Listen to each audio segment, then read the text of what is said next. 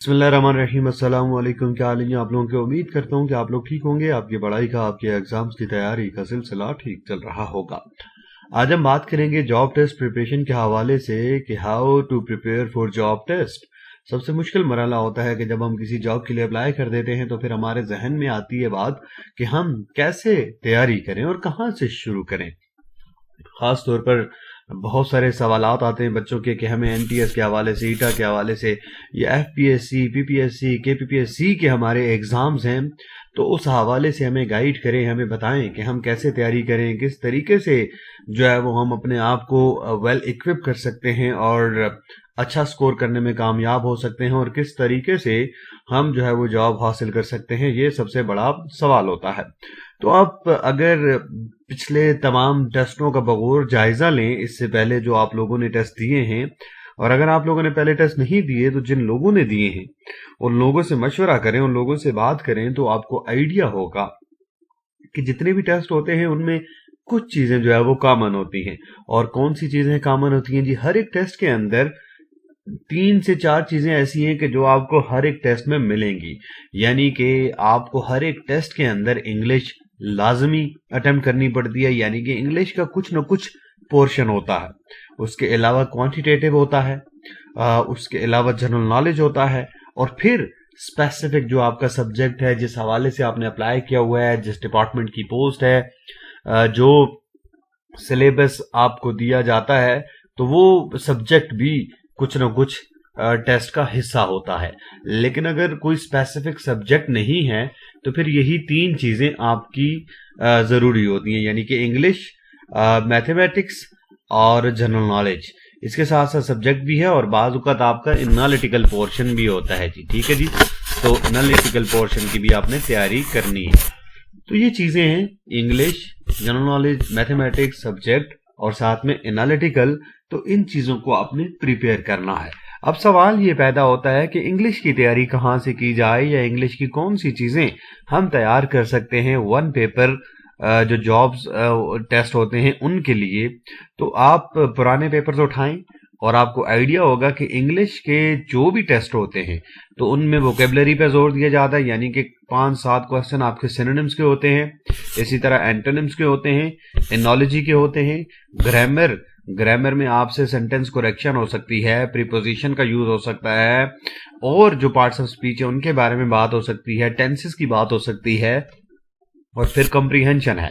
Comprehension میں کیا ہوتا ہے جی؟ کمپریہنشن میں آپ کو پیراگراف دیا جاتا ہے، اور اس پیراگراف کو پڑھ کے سمجھ کے پیراگراف کے آخر میں جو دیے ہوئے سوال ہوتے ہیں ان کے جواب دینے ہوتے ہیں۔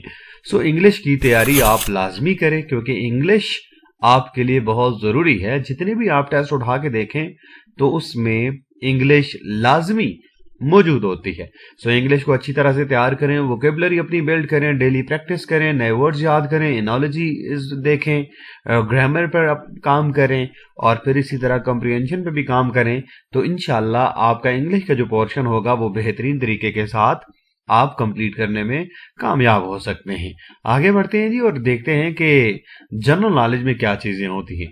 تو جنرل نالج میں آپ کی نارملی 3 چیزیں ہی آپ کو نظر آئیں گی۔ پاکستان افیئرس کے بارے میں چیزیں پوچھی جا سکتی ہیں، اسلامیات کے بارے میں چیزیں ہوتی ہیں، اور کرنٹ افیئرس کے بارے میں۔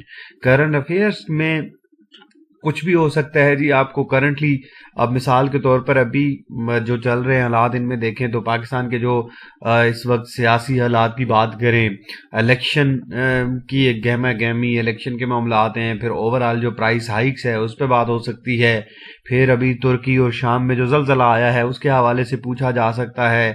مجھے یاد ہے کہ ایک دفعہ میں ایک ٹیسٹ میں بیٹھا تھا، اور اس ٹیسٹ میں یہ بھی کوشچن تھا کہ مس ورلڈ کا ٹائٹل اس دفعہ کس ملک نے جو ہے وہ حاصل کیا ہے، یا کس ملک سے بھی تعلق رکھنے والی خاتون نے مس ورلڈ کا ٹائٹل جیتا ہے۔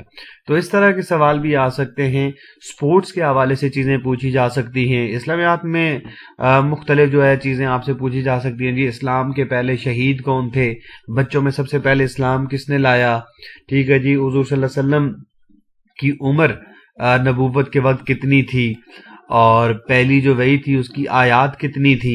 خلافت راشدہ کا کل جو ٹائم تھا، کل جو پیریڈ تھا، عرصہ تھا، وہ کتنا تھا؟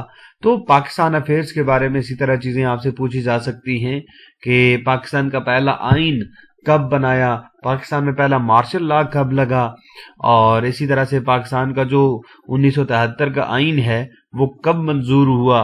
तो इस तरह मुख्तलिफ सवालात आपके हो सकते हैं। ये तो मैंने मिसाल के तौर पर आपको ये चीज़ें बताई हैं, इनसे मिलते जुलते, इनसे हट के भी सवाल हो सकते हैं। सो आप अपने आप को भरपूर तरीके के साथ तैयार करके तमाम चीज़ों को जहन नशीन करके प्रैक्टिस करके आप जाएंगे तो इंशाल्लाह आप जो है वो कामयाब होंगे। तो जनरल नॉलेज भी हो गया, उसके बाद मैथमेटिक्स का भी कुछ पोर्शन होता है। अब बेसिक मैथमेटिक्स होती है, और बेसिक मैथमेटिक्स में क्या क्या चीज़ें हो सकती हैं। तो बेसिक मैथमेटिक्स में आपका बेसिक अलजबरा हो सकता है, इसमें रेशो, प्रोपोर्शन, वेरिएशंस, आपकी क्वाड्रेटिक इक्वेशंस हो सकती हैं, बेसिक ट्रिग्नोमेट्री हो सकती है, आपकी बेसिक स्टैटिस्टिक्स है जिसमें मीन, मोड, मीडियन, इस तरह की चीज़ें हो सकती हैं। सो आप इन चीज़ों को प्रिपेयर करें। आप 6वीं, 7वीं, 8वीं, 9वीं तक की जो मैथ है वो थोड़ी बहुत पढ़ें, उसको प्रैक्टिस करें। अगर आपको आती है तो वेल एंड गुड, नहीं आती तो आप किसी टीचर से मिलकर बैठें, उनसे पूछें। अपने आपके कोई दोस्त होंगे, कोई कज़न होंगे, कोई रिश्तेदार होंगे, तो उनसे ये जो बेसिक ट्रिग्नोमेट्री है, बेसिक स्टैटिस्टिक्स है, रेशियो, प्रोपोर्शंस, वेरिएशंस वगैरह को अच्छे तरीके के साथ आप देख लें, इनको तैयार कर लें। इनके क्वेश्चंस भी आपके टेस्टों में होते हैं। हमारा मसला ये होता है कि हम एक सतही तौर पर चीज़ों को देख लेते हैं और जो मार्केट में इस वक्त मौजूद गाइड्स हैं उन्हीं पर इन्हिसार करते हैं, और हमारा ये भी इशू होता है कि गाइड के अंदर जो सवाल है उनको रट्टा लगाने की कोशिश कर रहे होते हैं। तो बेटा रट्टा लगाने से काम नहीं चलेगा, रट्टा न लगाएं, चीज़ों को समझें। और फिर अगर उनसे मिलते जुलते कोई भी सवाल आए, जब आपको टेक्निक आती होगी, जब आपको तरीका आता होगा, तो उनसे मिलते जुलते जो भी सवाल होंगे उनको आप अटेम्प्ट कर सकेंगे और उनका सोल्यूशन आप आसानी से निकाल सकेंगे। तो मैथ्स ज़ाहिर आपको सॉल्व करनी पड़ती है, तो सॉल्यूशन के लिए आपको टाइम देना पड़ेगा, सीखना पड़ेगा, अदरवाइज ये आपके लिए पॉसिबल नहीं होगा, बहुत मुश्किल होगा। फिर आगे बढ़ते हैं जी और सब्जेक्ट की बात करते हैं। तो सब्जेक्ट आपका यह है कि रेलेवेंट टू पोस्ट। आप किसी भी पोस्ट के लिए, फॉर एग्जांपल आप जूनियर क्लर्क के लिए जाते हैं तो रेलेवेंट होना चाहिए। आप टीचिंग के लिए जाते हैं तो आपको जो कोर्स कंटेंट है वो बताया जाता है कि इन एरिया से आपका पेपर आएगा, ये जो है वो आपकी फील्ड है, इनसे चीज़ें पूछी जा सकती हैं। बैंकिंग वाली साइड पे जाते हैं, फाइनेंस वाली साइड पे जाते हैं, तो जाहिर है फिर आपसे जो आपकी फील्ड है, आपकी जो पोस्ट है, उससे रिलेटेड चीज़ें पूछी जाती हैं। सो सिलेबस के बारे में भी थोड़ा बहुत आपने देखना है कि अगर सिलेबस दिया गया है, कंटेंट दिया गया है, तो उस कंटेंट को देखकर आप अपनी जो है वो तैयारी करें और उसके मुताबिक प्रिपरेशन करके आप टेस्ट के लिए जाएं। तो यही बेसिक चीज़ें हैं जिन पर अमल करके आप इन टेस्टों में कामयाबी हासिल कर सकते हैं।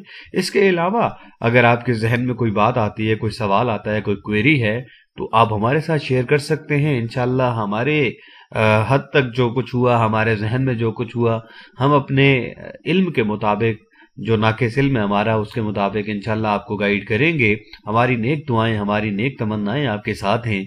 अल्लाह ताला आप सबको कामयाब करे। Wish you all good luck. Thank you very much.